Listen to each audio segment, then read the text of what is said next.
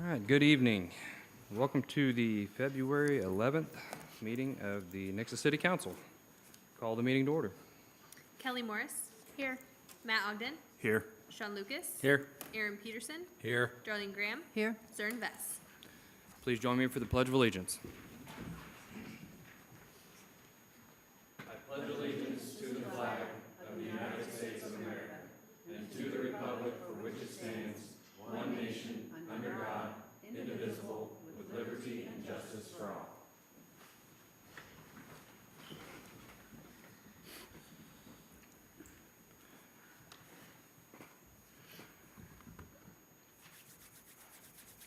All right.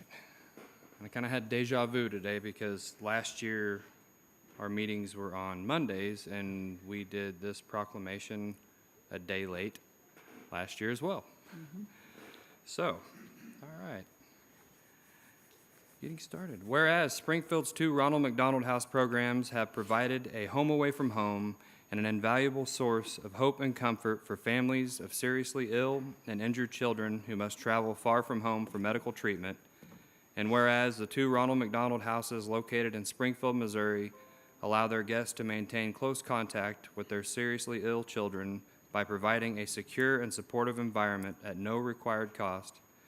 And whereas the Ronald McDonald House near Cox South and the house at Mercy Kids have served the needs of 539 Christian County families, 132 of which are residents of Nixa. And whereas on Thursday, January 30th, 2025, 70 McDonald's restaurants and various other locations will begin showing their support by asking customers to share their heart by adopting a $1, $5, and $20 to Ronald McDonald House Charities of the Ozarks through the Share a Heart campaign. And whereas the following generous contributors have provided sponsorship funding and underwritten the cost for the Share the Heart campaign: McDonald's of the Ozarks, KY3 Television, Great Southern Bank, Mid-Am Metal Forming, and Color Graphic Printing. And whereas McDonald's of Nixa is a participant in the Share the Heart campaign, which will continue through February 28, 2025. Now therefore I, Jared Giddens, Mayor of the City of Nixa, do hereby proclaim February 10th through February 16th, 2025 as Ronald McDonald House Week. Yay. Yay.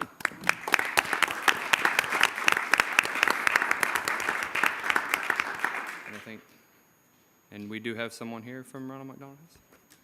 Well, you get to get your picture with me. Come on up.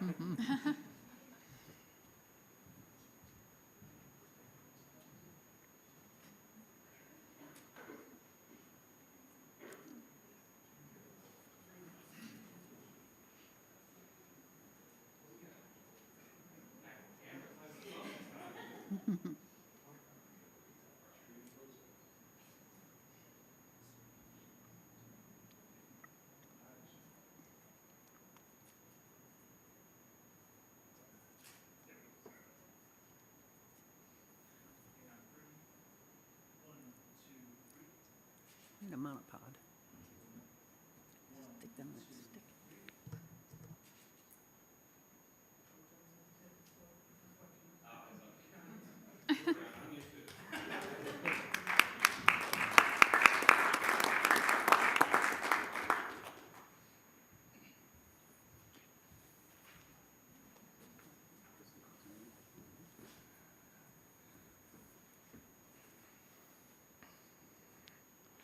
All right, now moving on to one of our favorite times of the year, our employee awards. And I won't read them off. All right. I don't want to steal Jimmy's thunder. That's okay. I can do that too. Got to be able to see. Mayor, Council, every year we give away awards to our employees that go above and beyond. And these awards are actually pretty special, not just because they recognize those employees for the efforts and the work that they do, but these employees are actually nominated by either their supervisors or their peers that they work with every day. Once those nominations come in, I actually put together a committee in conjunction with HR that is made up of directors that do not have employees within the pool, and that committee then decides the winners. So we've been through that process, so the winners tonight will be the winners for 2024. So for tonight, I will start with the Customer Service Award. So what I'll do is when I read off the employee's name, I'll invite him to come up and to stand up here with me while I get to talk about him. And then at the end, the mayor and I will step over there and take pictures with them. So very good. All right, so the Customer Service Award for 2024 goes to Officer Frank Donahue.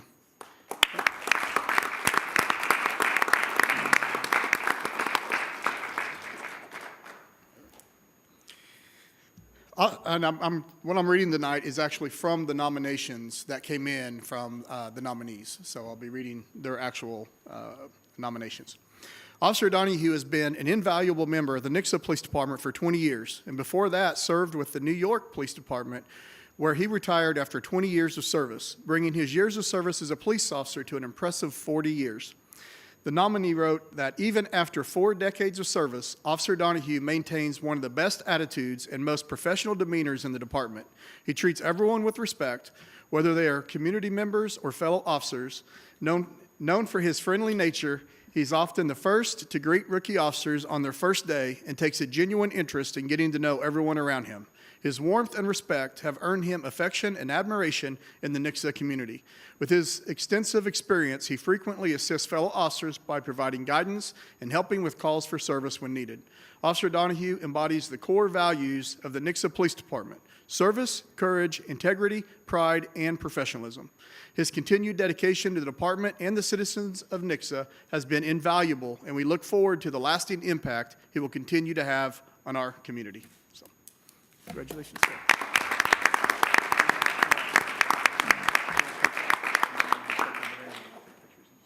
Thanks, Frank. Congratulations. All right. The next award winner is for the Team Player of the Year and goes to Officer Clarissa Welter.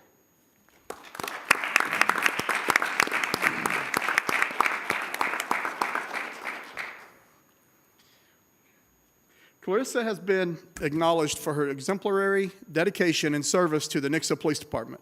Her willingness to pick up extra shifts and adjust her personal plans to help cover the road during times of call-ins and last-minute shift changes demonstrates an extraordinary level of commitment to her team and the community that she serves. Her selflessness and adaptability do not go unnoticed. Her actions have ensured continuity in the operations of the department and have been a vital part of maintaining the safety and well-being of our citizens. It is professionals like her that uphold the values of the Nixa Police Department and inspire others to strive for the same standard of excellence. Her efforts not only reflect positively on her as an officer, but also elevate the entire team. Congratulations.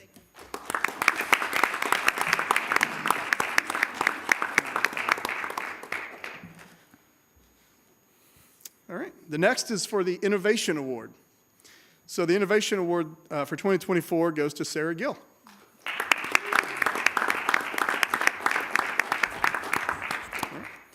Sarah was actually nominated by more than one employee for the awards tonight. So I'll read a little bit from the different nominations.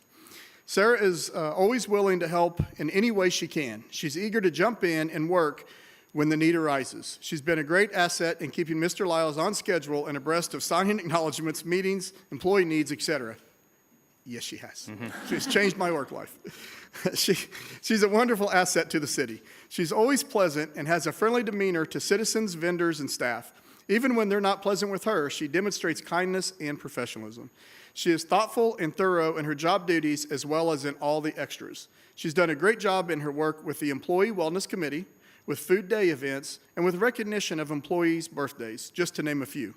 She has implemented several other things to help us function more efficiently, such as reserving conference rooms electronically rather than on paper, setting up shared calendars so staff can be aware of each other's comings and goings. She always does whatever she's asked, and she does so cheerfully. Congratulations, sir.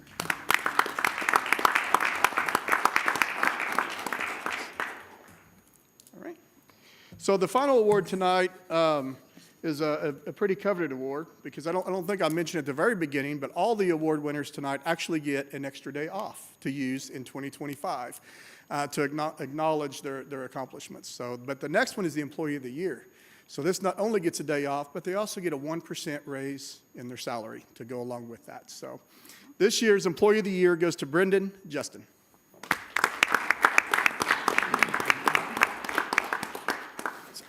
He wanted intro music, and I said no. True story. Should have asked me. Brennan has been an important member of the Planning and Development Department over this last year. He has held 2 previous positions within the department, and his skills and knowledge of those positions have been vital in the normal operations of the department. For most of late spring and early summer, he filled in as code enforcement while we were looking for a new team member. He's currently assisting the building inspections while we wait for a new team member to start. His flexibility and ability to balance his regular position, being a student, and assisting in the positions that we are short in, all the while maintaining his professionalism while maintaining his sanity, is the ultimate example of not just a team player, but Employee of the Year.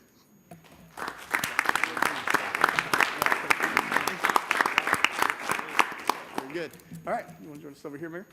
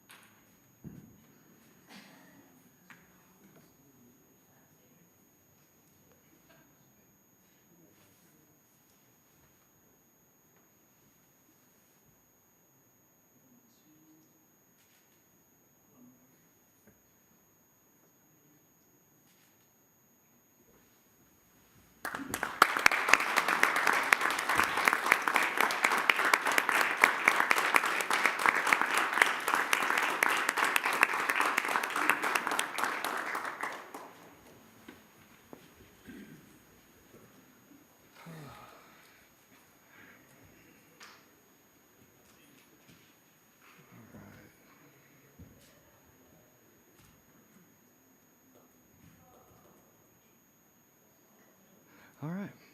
I wish we could do fun stuff at every meeting, but. All right, next up is our visitors section. We don't have anybody signed up, but if you would like to speak on anything that is not on the agenda, feel free to do so at this time. Fair enough. I will close the visitors section. All right, moving on to second reading Council Bill 2025-03. Second reading Council Bill number 2025-03, an ordinance of the Council of the City of Nixa authorizing the city administrator to execute an amended and restated Missouri Securities Investment Program intergovernmental agreement for the purpose of participating in the Missouri Securities Investment Program, presenting as Finance Director Jennifer Evans. Good evening, Mayor and Council. As if you'll remember, at the first reading, this council bill would allow us to enter into agreements with the Missouri Securities Investment Program, which is a pooled investment program with governments to afford us a higher interest rate. And so this is part of our new investment strategy.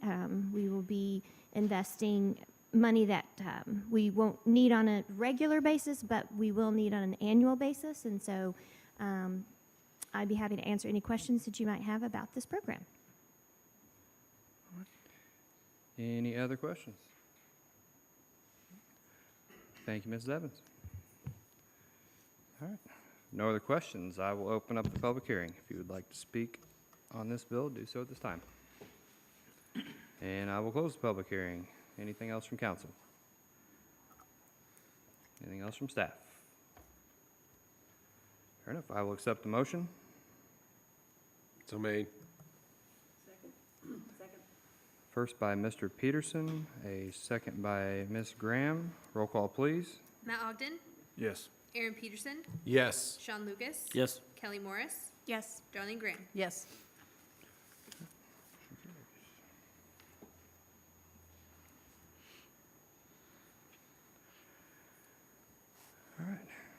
Moving on, second reading, Council Bill 2025-04. Second reading Council Bill number 2025-04, an ordinance of the Council of the City of Nixa amending Chapter 22, Article 2, Division 6, Section 22-243 of the Nixa City Code for the purpose of amending the city's wastewater rates through 2030, presenting is City Administrator Jimmy Lyles.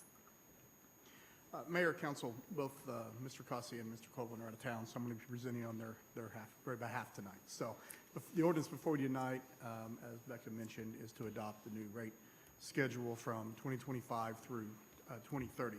And I'll just mention that this rate study that was completed was actually performed as part of staff's commitment to City Council that we were going to review our rates on a 5-year basis.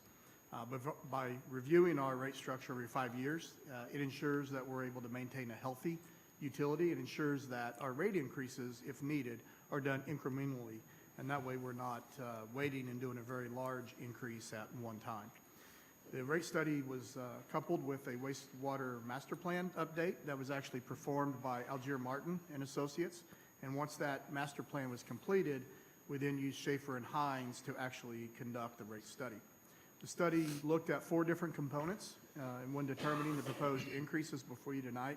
And those are operations and maintenance. There was actually a 6% increase factor that was used based on the last 4 years of budget data to factor in those increases. Capital expenses information was used from the wastewater master plan and was used to determine what capital expenses that we anticipate that we will need over the next 5 years. And then the third being our reserve policy.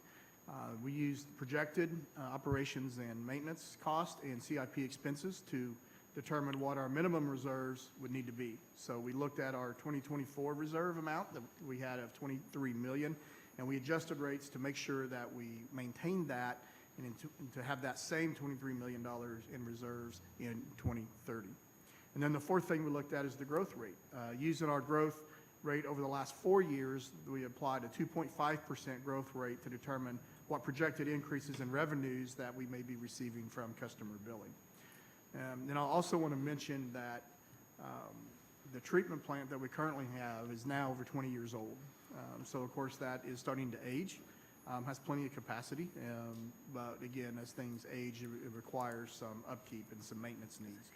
So because of that aging equipment, you'll see that the adjustments that we are recommending for 25 and 26 are a little larger than you're going to see through 27 through 2030. And the reason we've done that is to take into account that large capital outlay that we're going to need in 2025 and in 2026 to keep up with those maintenance needs. So the proposed increases that you have before you tonight And I do want to point out that although you'll notice in the memo, it does say in '25, there's a $1.50 base rate increase and a usage rate of $1 per 1,000 gallons. That's actually incorrect. I just want to make sure the council was aware of that. That was notated, or we did notice that at the last meeting, and unfortunately, it was supposed to be updated and then did not get updated. So the actual numbers that you'll see in the actual study, for 2025, it's actually a $1 increase to the base rate, not $1.50. And then the actual, where it says $1 per 1,000 gallons is actually in 2025 is actually 95 cents per 1,000 gallons. The rest of the numbers that you see before you in the memo are correct. We'll see another $1 increased base rate in '26 with $1 per 1,000 gallons of consumption in '26. And that number drops from '27 through 2030. You'll see a 50-cent increase every year to the base rate, and then a 50 cent per 1,000 gallons of consumption for those remaining years. I'll just also point out that these 2025 rate increases will take effect on April 1st of this year, which will coincide with our annual wastewater consumption rate adjustments. Moving forward after this year, in '26 through 2030, we'll actually make those adjustments moving forward on January 1st. That way it's done along with our adopted water and electric rate adjustments. So that's pretty much what I have tonight to share with you. So if you have any questions, I'd be happy to try to be a Mr. Cossier and Mr. Cole. Any questions? Now would be the time to ask him a bunch of them. And Since I will get back with you on all those answers. I'm just kidding. All right. Thank you, Mr. Lyles. All right. There are no other questions. I will open up the public hearing. If you would like to speak on this bill, do so at this time. And I will close the public hearing. Anything else from council? Anything else from staff? Mr. Lyles, anything else you'd like to add with your expertise Thank on you, sir. sewer and such? I'm good. All right. Nothing else, I will accept the motion. I'll make the motion. Second. First by Mr. Ogden, a second by Mrs. Morris. Roll call, please. Kelly Morris. Yes. Matt Ogden. Yes. Darlene Graham. Yes. Aaron Peterson. Yes. Sean Lucas. Yes. Motion carries.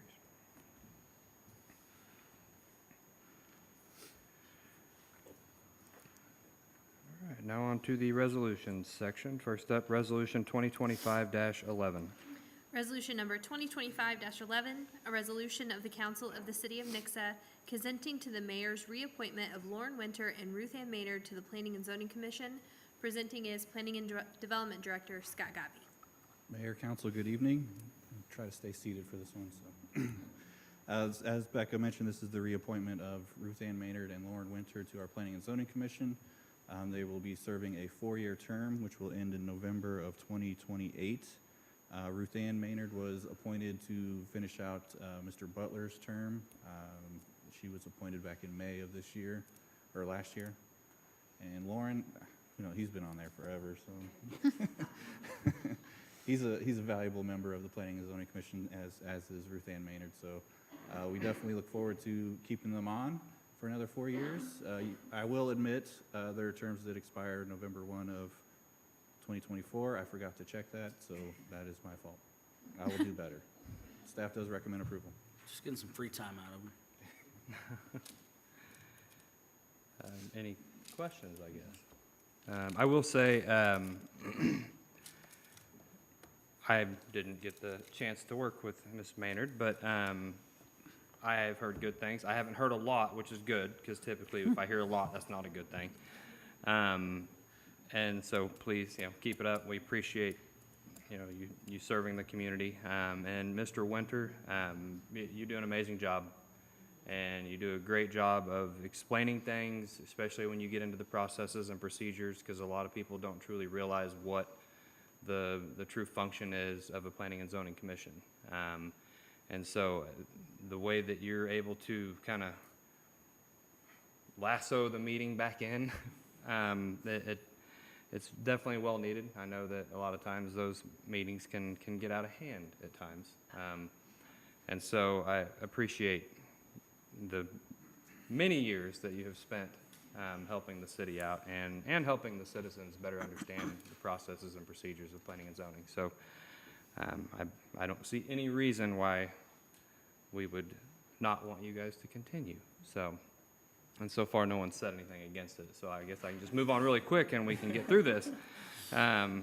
So, that being said, I will open up the visitor section. If you would like to speak on this, or if you have a reason why either one of them should not be on there, do so at this time. I will go ahead and close the visitor section. Anything else from council?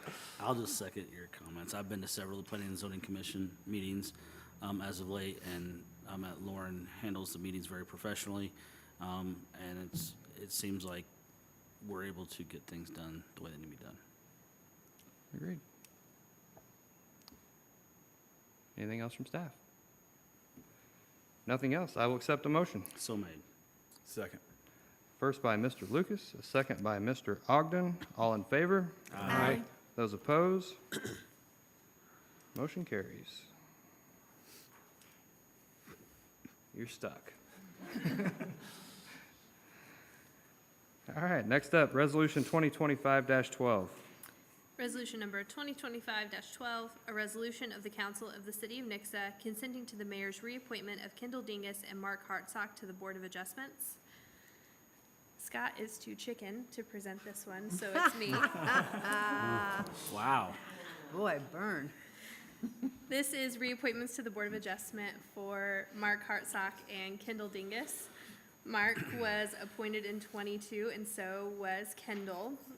Mark's term did expire in 2024. Kendall's expired in 2023. Both have agreed to stay on for the new 5-year terms. Mark's new term will end March of 2029, and Kendall's will end March of 2028. Staff does recommend approval. Any questions? What does the Board of Adjustments do? That's a great question. They board the adjustment. No, luckily they haven't. I mean, have they had to meet much? Apparently not since at least Scott would be able 23. to answer that Yeah. question. I mean, I will say, in my experience, a lot of times when people ask for something to go to the Board of Adjustments, it usually has to be something that was out of their control for an adjustment to be made, and a lot of times that's not the case. It's if the property owner was the one who was causing the thing to need to be adjusted, then it's not really, doesn't really fit that. But as far as the technical term for it, I'd ask the attorney, but that's just me. It's required that the city have a Board of Adjustment if you're going to engage in planning and zoning under the Zoning Enabling Act. And it's there as a release valve to hear interpretations of staff's decisions on the enforcement of the zoning ordinance, and in those cases where applying the zoning ordinance is impractical to the property in question, they grant variances. They're a quasi-judicial board. They have contested hearings if a property owner, the code prohibits, so we can't waive the code. And so it's designed as a release valve for those situations where the code is inflexible, but it might, the planning law might want there to be some kind of variance, and it's usually based on something that's unusual about the property itself, not something that the landowner has done to kind of force a variance. So since I've been here, it's only met one time, and it had to do with a setback issue, somebody wanting a variance from a setback. I'm happy to give more information on that with some study on it. They don't meet very frequently, so, but their primary function is to be like a release valve on the very technical enforcement of the zoning ordinance. Yeah, I've had one request, and it was someone who was wanting to split one lot into two, but it wouldn't have, the lots would have been too small, and that wasn't really, they were causing that to need to be adjusted, not something out of their control like a sinkhole or something else. It's something about the site or the property that makes compliance with the code unwieldy or impossible, and then there to hear the facts, apply what their standard of review is, and provide relief in those situations. Any other brain busters? Nope. All right. If no other questions, I will open up the public hearing. If you would like to speak on this, do so at this time. And I will close the public hearing. Anything else from council? Anything else from staff? I will accept the motion. I'll make the motion. Second. First by Ms. Graham, second by Mr. Lucas. All in favor? Aye. Those opposed? The ayes have it, motion carries.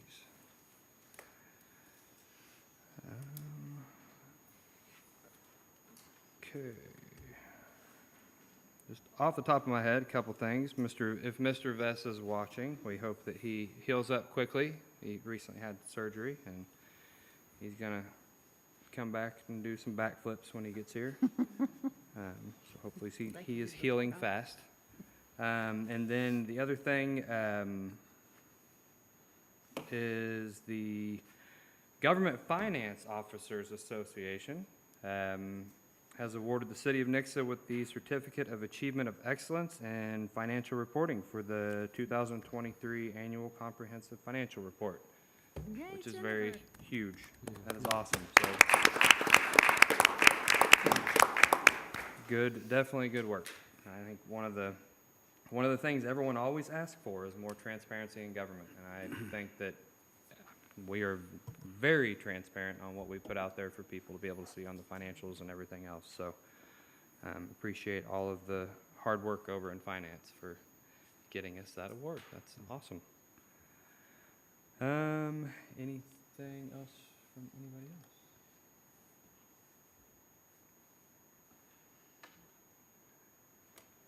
else? I will say the next two meetings are going to be a little interesting. Mr. Peterson will be presiding over those. The next meeting, I will be at legislative meetings in Washington, D.C. And then the one after that, I will be on a cruise because I can't wait to get out of town for a little bit. It's well needed. And so Mr. Peterson gets to try it out. So everyone should come, ask a lot of questions, give him a hard time. Talk when you're not supposed to. Sorry.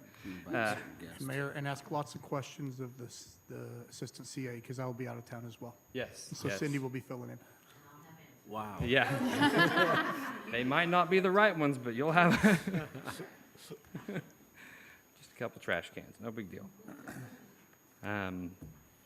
Trying to think if there's anything else crazy going on. Just a reminder that the gala, the Nixi's gala is coming up, I think on the 15th. So if you have tickets for that, it's 5 p.m.